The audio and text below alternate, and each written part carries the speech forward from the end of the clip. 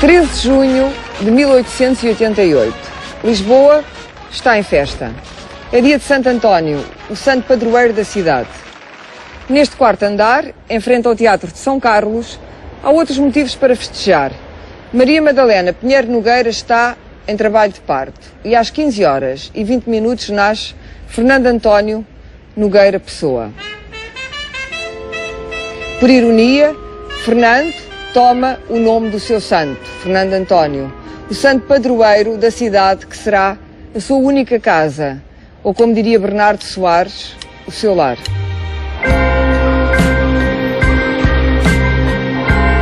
Ao sino da minha aldeia, dolente na tarde calma, cada tua badalada soa dentro da minha alma. E é tão lento o teu soar, tão como triste da vida, que já a primeira pancada tem som de repetida. Por mais que me estejas perto, quando passo, sempre errante, és para mim como um sonho, soas-me na alma distante. A cada pancada tua, vibrante no céu aberto, sinto mais longe o passado. Sinto a saudade mais perto.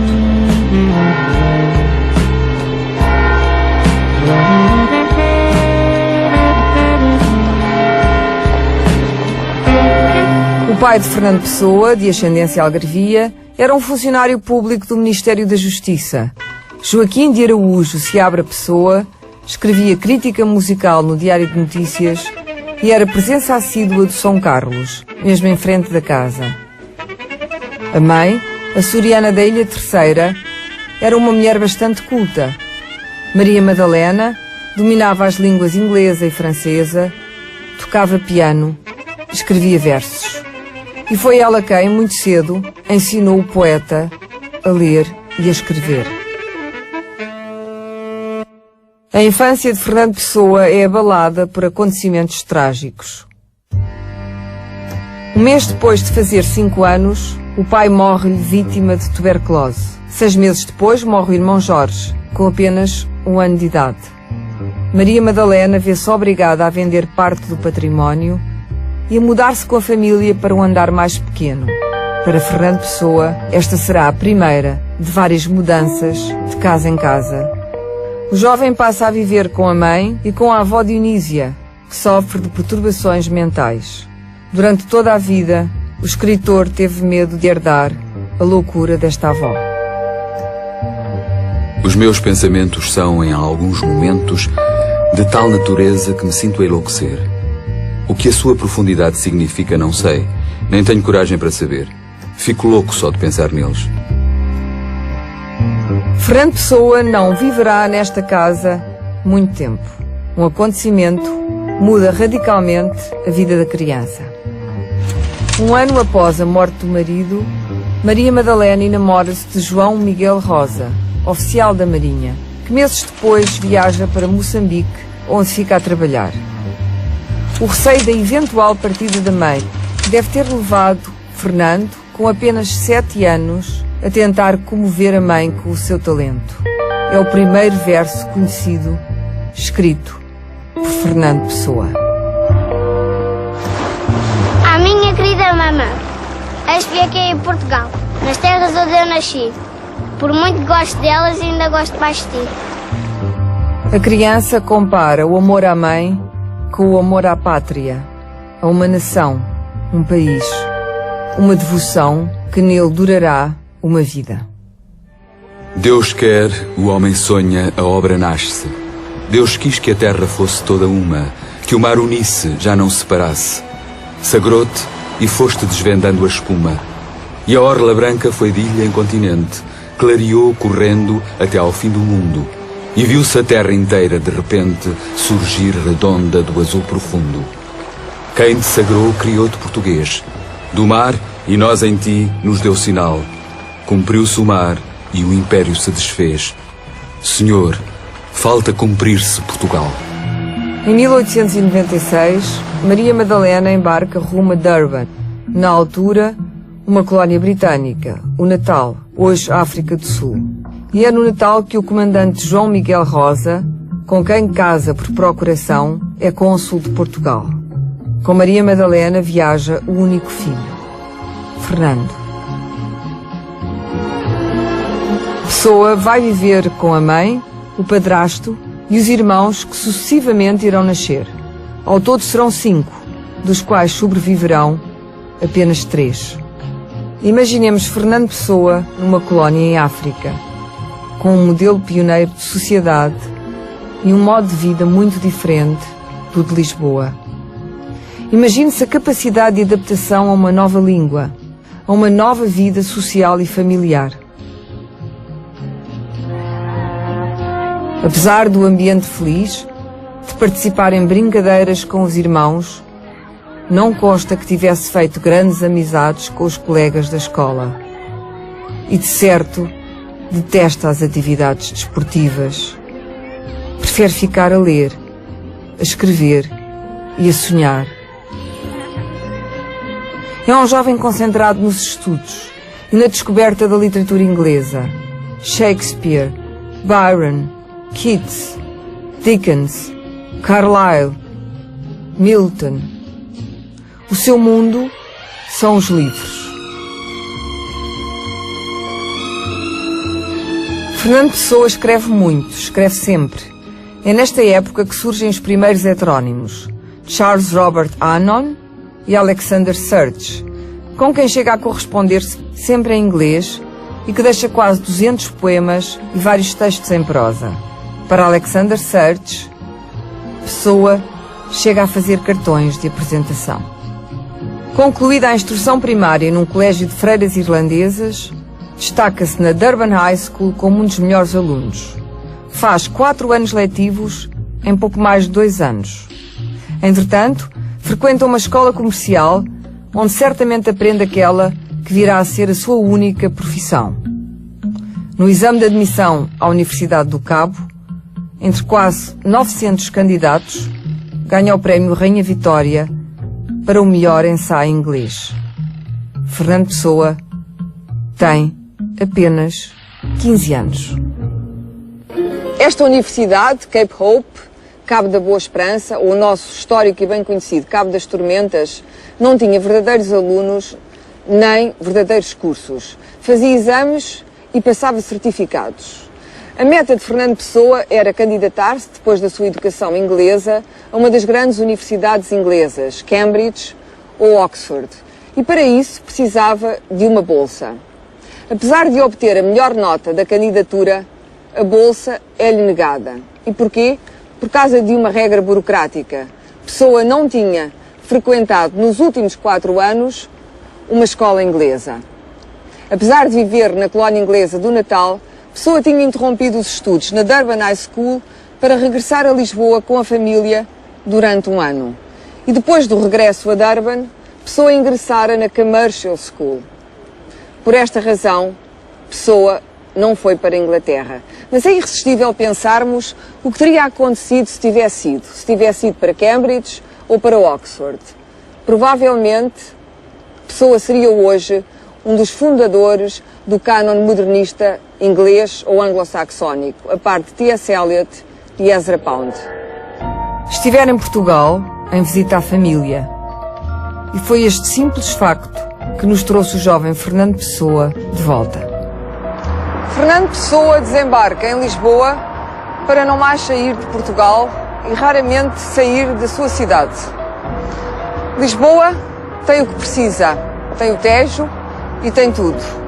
E Pessoa torna-se definitivamente português. Durante os primeiros tempos em Lisboa, frequenta o curso superior de letras e desiste passados 2 anos, sem qualquer aproveitamento. O ensino não estava à altura de um Fernando Pessoa habituado a desafios maiores e a uma aprendizagem mais rigorosa e menos provinciana. Tenta compensar a desilusão com a leitura de filósofos gregos, alemães, a leitura de psicologia, teologia, história, literatura francesa. Uma característica quase mortal é o interesse por vários assuntos. Faz diários de leituras onde registra as obras lidas. E escreve, claro, escreve sempre. Mas estes primeiros anos em Lisboa são ainda de escrita em inglês e em francês, raramente em português. Como é natural, dá a ter passado uma adolescência a refletir, a raciocinar e a criar em inglês a língua que foi durante anos a sua matriz. Falhada a universidade, o jovem Pessoa tem de encontrar meios de subsistência. A tipografia Ibis, que abre com algum dinheiro herdado da avó Dionísia, é um fracasso. A empresa não chega a durar um ano. Os negócios não são o forte de Fernando Pessoa. Ideias não lhe faltavam, mas a prioridade é a escrita, a obra, tornar-se um escritor reconhecido, tornar-se o maior escritor. Começa então a trabalhar como correspondente estrangeiro, empregado de escritório, a redigir e a traduzir cartas comerciais em inglês e francês. E esta é a sua profissão. A designação mais própria será tradutor. A mais exata, a de correspondente estrangeiro em casas comerciais. O ser poeta e escritor não constitui profissão, mas vocação. Rua dos Douradores, como no poema. Muito deve ter Fernando Pessoa caminhado e sonhado por estas ruas da Baixa, onde trabalhou durante a sua vida profissional em mais de 20 empresas, quase sempre em regime livre, porque ele escolheu os trabalhos e os empregos que não lhe ocupassem os dias inteiros. Precisava de tempo para escrever. O último patrão, Moitinho de Almeida, patrão e amigo, deixava-o utilizar o escritório como oficina de escrita. E Pessoa parece que gostava de escrever de pé e durante a noite. Eis a rotina diária de Pessoa.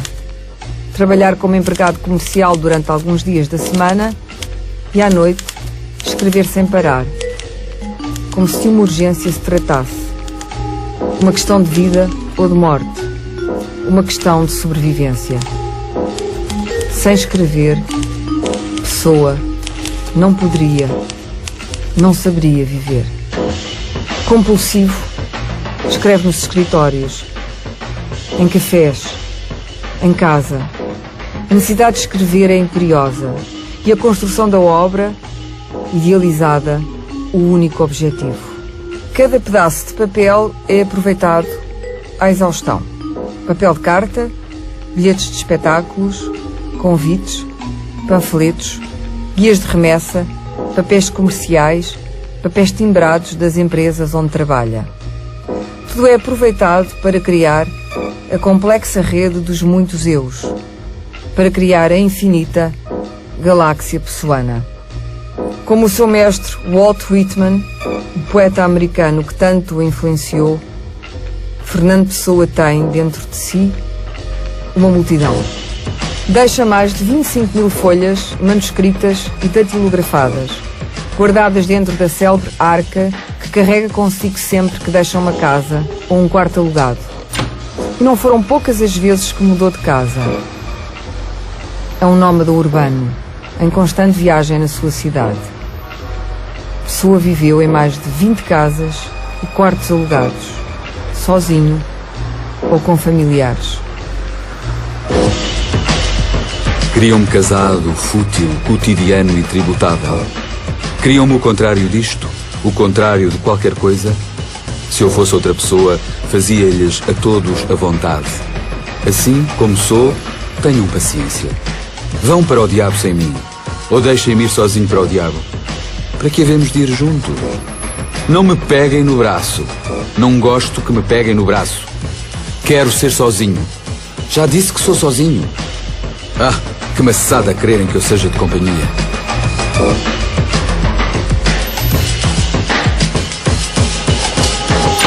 Fernando Pessoa precisa do isolamento para escrever.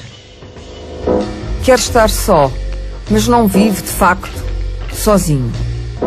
É um solitário acompanhado. Mantém relações estreitas com a família, as tias, os irmãos.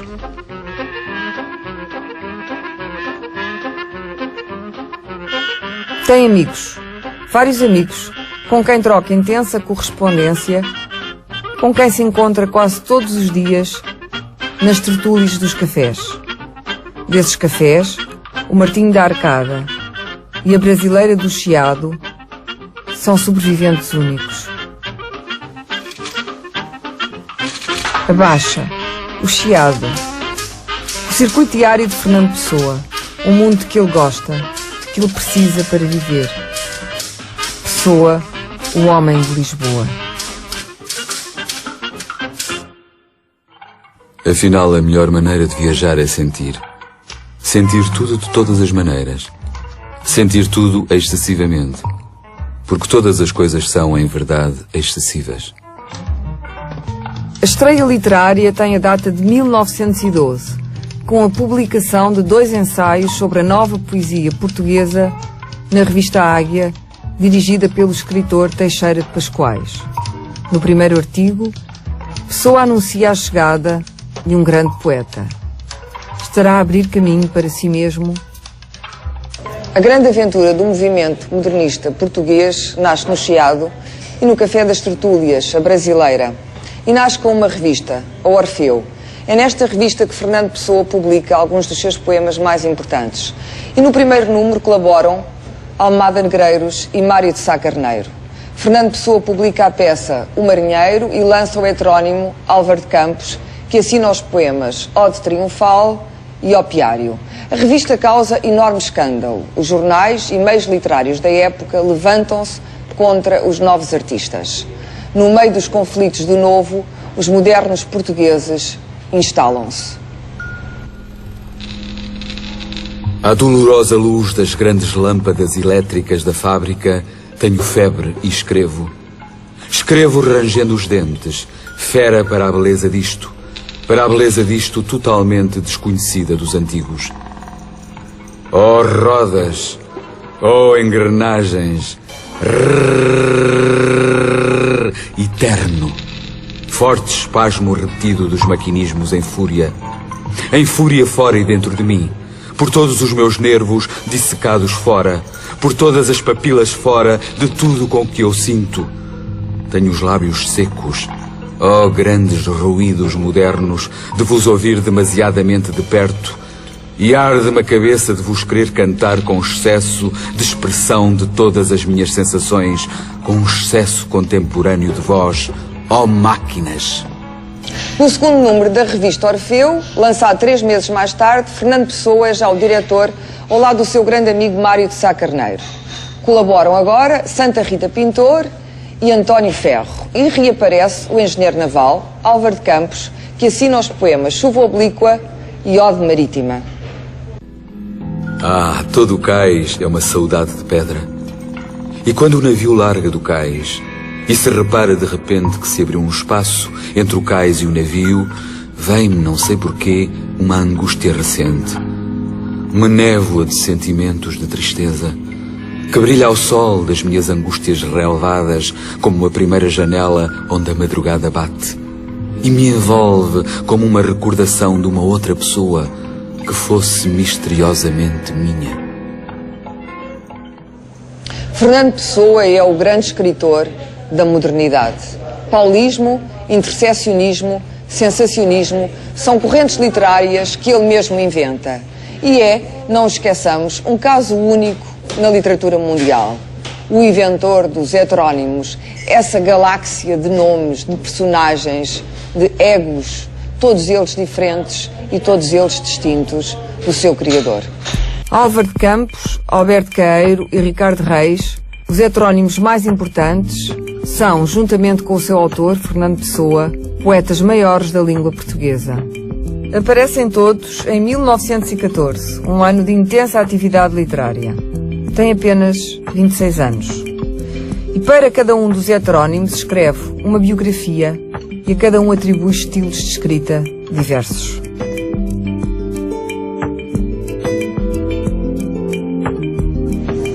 Ricardo Reis é o poeta pagão, neoclássico, influenciado pelo poeta latino Horácio. Nasce em junho de 1887. Médico, monárquico, decide exilar-se no Brasil após a instauração da República em Portugal.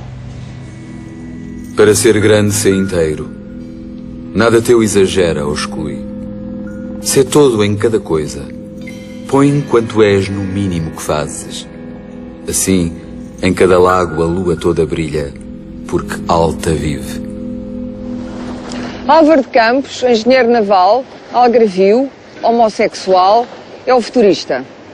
Viaja pelo Oriente, vive em Inglaterra e regressa a Portugal. É o único heterónimo que evolui em várias correntes literárias, mas é também dos heterónimos de Fernando Pessoa um dos mais lidos e amados, talvez por ser o especialista do pathos, da dor, de uma certa fragilidade sentimental. Olha, Daisy, quando eu morrer, tu hás de dizer aos meus amigos aí de Londres que, embora não o sintas, tu escondes a grande dor da minha morte. Alberto Queiro é o mestre de todos eles, o poeta clássico e o cantor da natureza. Um homem do campo, aparentemente simples, o guardador de rebanhos. Nasce em 1889 e nunca sai de Portugal. É o homem de uma certa mediania dourada, de que falavam os clássicos. Mas ele é também um Fernando Pessoa cansado de pensar. Olá, guardador de rebanhos, aí à beira da estrada, que te diz o vento que passa? Que é vento e que passa, e que já passou antes, e que passará depois? E a ti, o que te diz? Mas é de Bernardo Soares, o seu ajudante de guarda-livros, o seu semi-heterónimo, que este Fernando Pessoa se sente mais próximo. Bernardo Soares é um Pessoa íntimo, mortal, magoado, imortalmente magoado. Amar-me é ter pena de mim. Um dia, lá para o fim do futuro, alguém escreverá sobre mim um poema. E talvez só então eu comece a reinar no meu reino. Aplaudido e admirado pelos amigos, pela geração modernista, mas não reconhecido pelo público, Fernando Pessoa continua a ser o anónimo empregado de escritório, de quem poucos, inclusive os amigos, conhecem a vida íntima. Apesar de um certo bom humor, de uma ironia que vira contra si, é um homem de temperamento instável. Confronta-se com crises depressivas periódicas que afetam a criatividade, a maneira de conviver com o mundo. Sente, terrivelmente, a perda do grande amigo Mário de Sá Carneiro, que se suicida em Paris. Ressente-se, por diversas ocasiões, da partida de familiares. Na verdade, não suporta sentir-se sozinho por imposição. Prefere escolher quando quer estar só. Continua a ter uma vida social regular, tanto em cafés como em reuniões com amigos. Fuma e bebe, bastante, como ele mesmo confessa. Quando o último patrão, Moitinho de Almeida, lhe diz: "Ó Fernando, você bebe como uma esponja", ele responde com graça: "Não bebo como uma esponja, bebo como um armazém de esponjas com um anexo ao lado." Concentrado na escrita, parece sacrificar a vida pessoal e sentimental em nome da criação de uma obra. A única relação amorosa conhecida é com Ofélia Queiroz. Tem 31 anos quando a conhece num escritório em que ambos trabalham. Ofélia tem apenas 19 anos. O primeiro período de namoro é breve, 8 meses. Fernando Pessoa rompe com Ofélia após uma das muitas crises de tristeza. O meu destino pertence a outra lei, de cuja existência a Ofelinha nem sabe, e está subordinado cada vez mais à obediência a mestres que não permitem nem perdoam. Não é necessário que compreenda isto. Basta que me conserve com carinho na sua lembrança, como eu, inalteravelmente, a conservarei na minha. Fernando.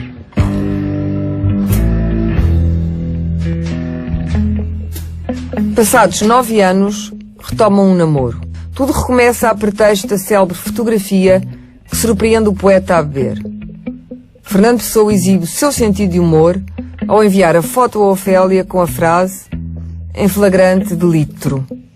Incapaz de amar Ofélia e de imaginar-se casado, termina o namoro passados 4 meses. E da relação platónica com a pobre Ofélia, como a de Hamlet, ficam para a história as conhecidas cartas de amor, definidas por Álvaro de Campos como ridículas, num poema escrito 9 dias antes da morte. Todas as cartas de amor são ridículas. Não seriam cartas de amor se não fossem ridículas. Também escrevi em meu tempo cartas de amor, como as outras, ridículas. As cartas de amor, se há amor, têm de ser ridículas. Mas afinal, só as criaturas que nunca escreveram cartas de amor é que são ridículas.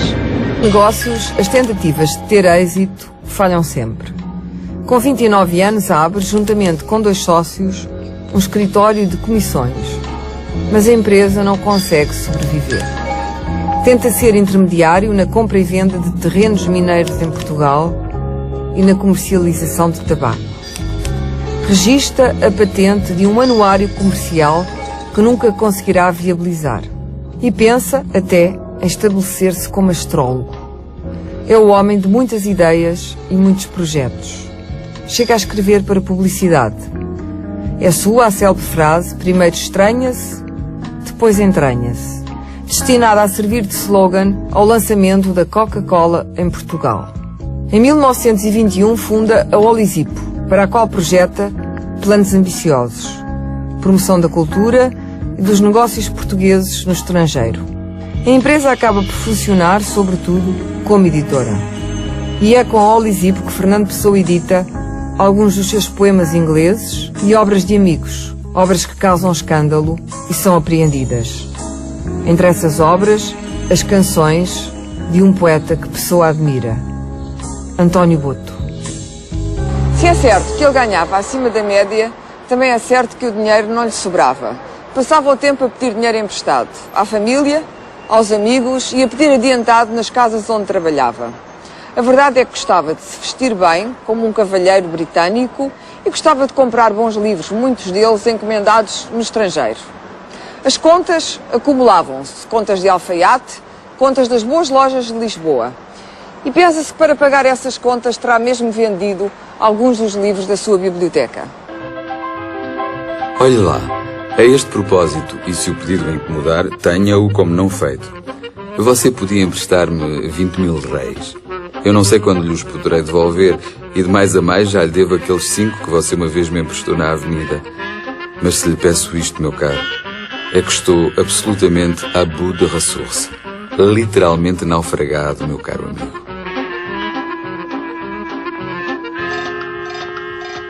Em 1920, acabam as andanças de casa em casa. Pessoa tem 32 anos quando a mãe regressa a Portugal com os seus 3 meios-irmãos. Maria Madalena está viúva, adoentada por causa de um acidente vascular cerebral, e vem morar com o filho. É neste primeiro andar que Pessoa viverá os últimos 15 anos da sua vida.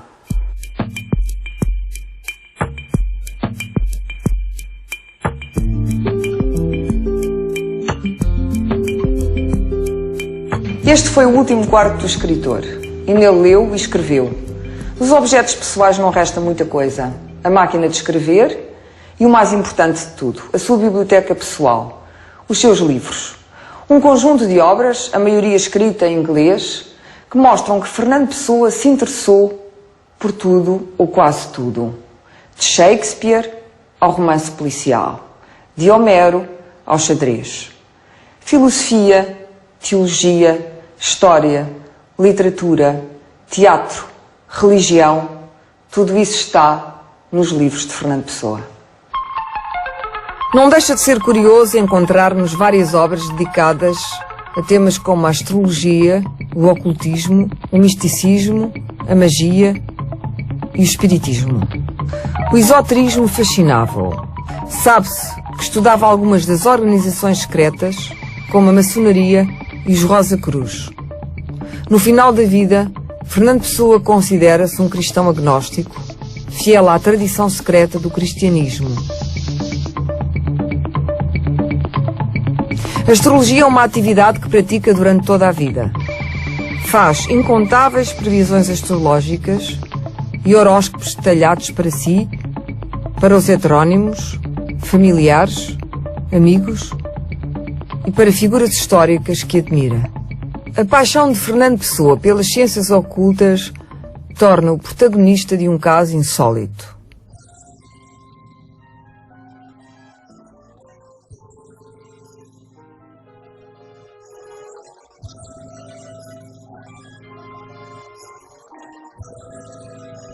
Pessoa escrevera Aleister Crowley, famoso mago inglês, especialista em magia negra, denunciando um erro no horóscopo dele. Curioso para conhecer a personalidade portuguesa tão entendida em astrologia, Crowley viaja até Lisboa com a namorada alemã.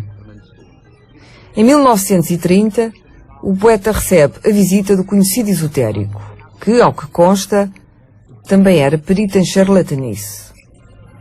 Nada disso preocupa a Pessoa, que acaba cúmplice de uma encenação do suicídio de Crowley na boca do inferno, nos arredores de Lisboa. O nome e as características dramáticas do local escolhido não poderiam ser mais sugestivos. Boca do inferno. Até hoje, não se sabe o que aconteceu realmente.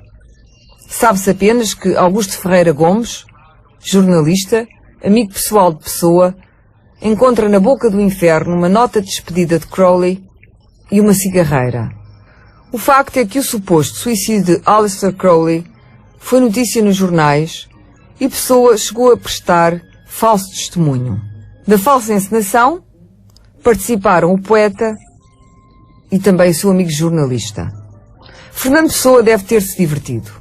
Crowley, de facto, nunca se suicidou e saiu logo a seguir de Portugal. Fernando Pessoa, um quase desconhecido, é descoberto pelos presencistas que o consideram, à época, o maior escritor português vivo. José Régio escreve um ensaio crítico sobre a obra e João Gaspar Simões publica, anos mais tarde, a sua primeira biografia. O escritor colabora de forma quase constante com a Presença, a revista onde surgem alguns dos seus poemas mais importantes. É na revista Atena, de que ele mesmo é fundador, que surgem em público pela primeira vez Alberto Caeiro e Ricardo Reis. Pessoa continua a escrever, e a escrever muito, e a tentar editar em livro, mas a publicação em revistas é o único meio de divulgação da obra. Falhado é o sonho de editar em Inglaterra. Nenhum editor inglês se interessará, em vida, pelos seus escritos.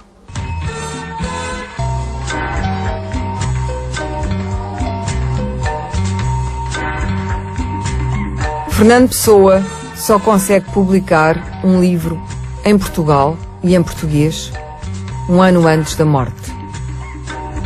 Mensagem é editado para concorrer ao prémio Antero de Quental do Secretariado de Propaganda Nacional, desfiado por António Ferro, antigo colaborador da revista Orfeu.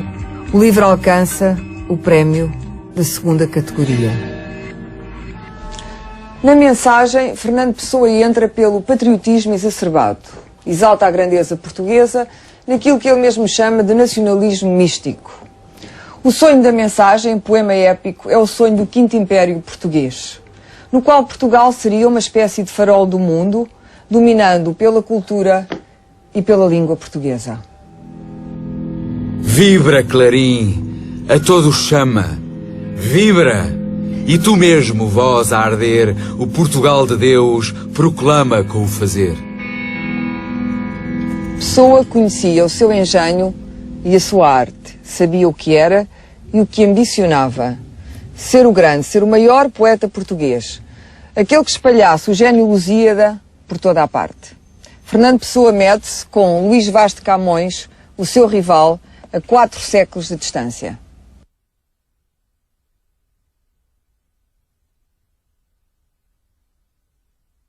Fernando Pessoa é um homem diferente.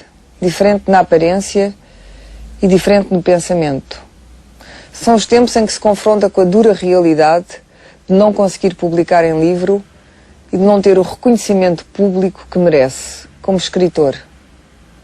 Cria o seu último heterónimo, o Barão de Teive, ao qual traça um destino trágico, o suicídio. O Barão mata-se por não conseguir terminar as obras e por não conseguir concretizar o amor.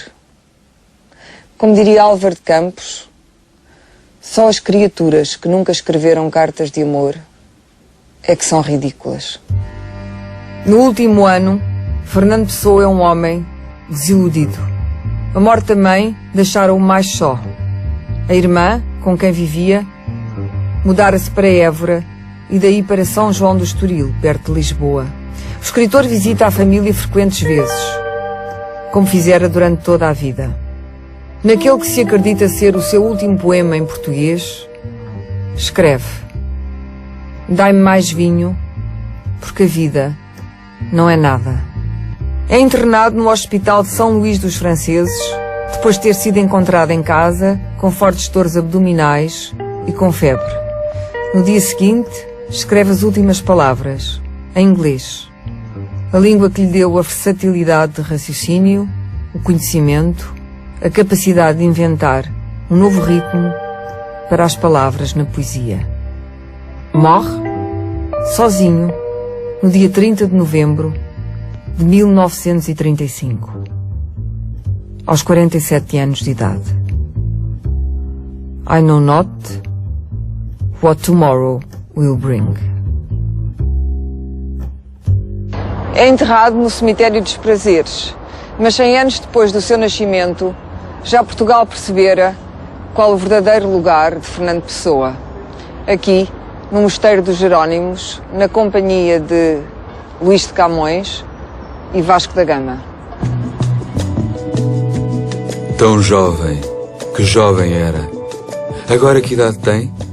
Filho único, a mãe lhe dera um nome e o mantivera, o menino da sua mãe. Caiu-lhe da algibeira, a cigarreira breve. Dera-lhe a mãe, está inteira e boa a cigarreira. Ele é que já não serve. De outra algibeira alada, ponta a roçar o solo, a brancura embainhada de um lenço, deu-lhe a criada velha que o trouxe ao colo. Lá longe, em casa, há a prece, que volte cedo e bem, malhas que o império tece, jaz morto e apodrece o menino da sua mãe.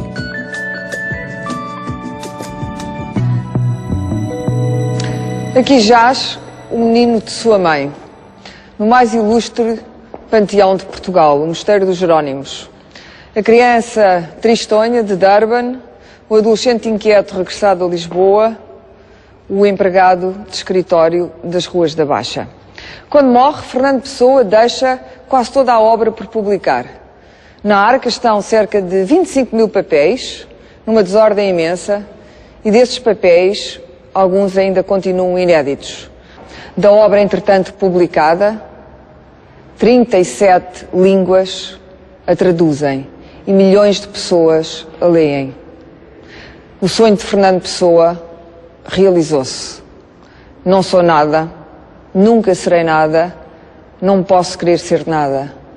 À parte isso, tenho em mim todos os sonhos do mundo. Se depois de eu morrer quiserem escrever a minha biografia, não há nada mais simples. Tem só 2 datas, a da minha nascença e a da minha morte. Entre uma e outra, todos os dias são meus. Ah, que prazer não cumprir um dever. Ter um livro para ler e não o fazer. Ler é maçada, estudar é nada. O rio corre bem ou mal sem edição original. E a brisa, essa de tão naturalmente matinal como tem tempo não tem pressa. Livros são papéis pintados com tinta. Estudar é uma coisa onde está indistinta a distinção entre nada e coisa nenhuma. Quanto melhor é quando há bruma esperar por Dom Sebastião. Quer venha ou não. Grande é a poesia, a bondade e as danças, mas o melhor do mundo são as crianças, flores, música, o luar e o sol, que peca só quando em vez de criar, seca. O mais do que isto é Jesus Cristo, que não sabia nada de finanças, nem consta que tivesse biblioteca.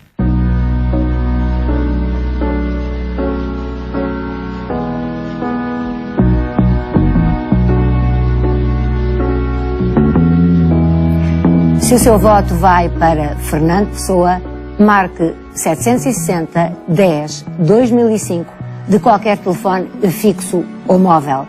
Já sabe que por cada número apenas poderá registar um voto. E se quiser aproveitar esta oportunidade para conhecer melhor a obra deste nosso grande e imenso poeta, aqui ficam apenas algumas sugestões dos muitos livros que poderá ler. De Fernando Pessoa, ele mesmo, a obra essencial, Poesia do Eu, numa edição do Círculo de Leitores. Ainda de Fernando Pessoa, uma parte da sua vastíssima correspondência numa edição da Assírio e Alvim. E também na Assírio e Alvim, 2 dos seus vários heterónimos, de Ricardo Reis, um volume de prosa, e de Alberto Queiro, sempre na Assírio e Alvim, um volume de poesia. Poderá ler também Álvaro de Campos em várias outras edições. Boa noite a todos.